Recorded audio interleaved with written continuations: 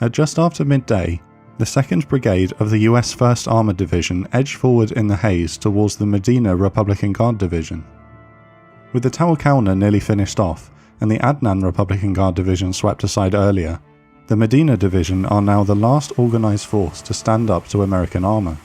As the 348 Abrams tanks of the 1st Armoured Division approach from the west, the Iraqi troops are using the false safety of overcast rainy weather to eat a lunch of rice and tomatoes with a distinct lack of onions outside of their vehicles. The Medina's tanks are waiting on the other side of a small hill, ready to hit American tanks as they crest it. But they've made a critical error.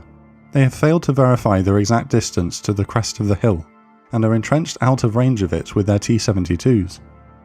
As the American tanks in the centre and left flank crest the hill, their commanders begin to pick out targets through their thermal imaging sensors in the murk.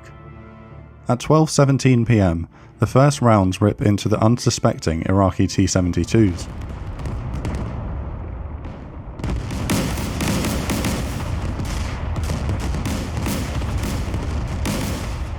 The Iraqis, scrambling into their tanks, helplessly return fire at the muzzle flashes in the mist, their rounds falling short of the American line. For the next 40 minutes, the engaged elements of the 1st Armoured Division simply sit there picking off Iraqi tanks and armoured vehicles with impunity. Scrambled air power is now arriving to expedite the destruction. Apache attack helicopters come to hover just behind the front line of Abrams and Bradleys. They launch Hellfire missiles over the heads of their comrades into the enemy.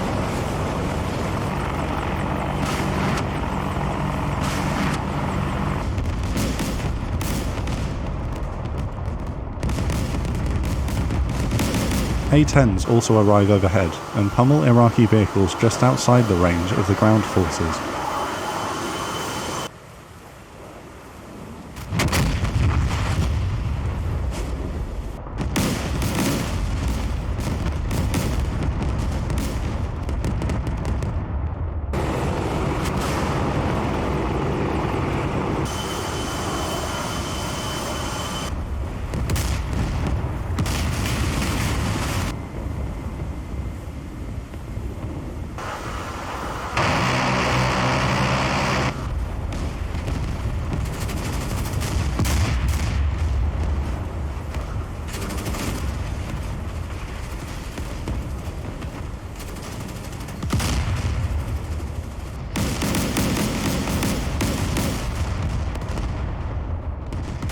The battle would become known as the Battle of Medina Ridge.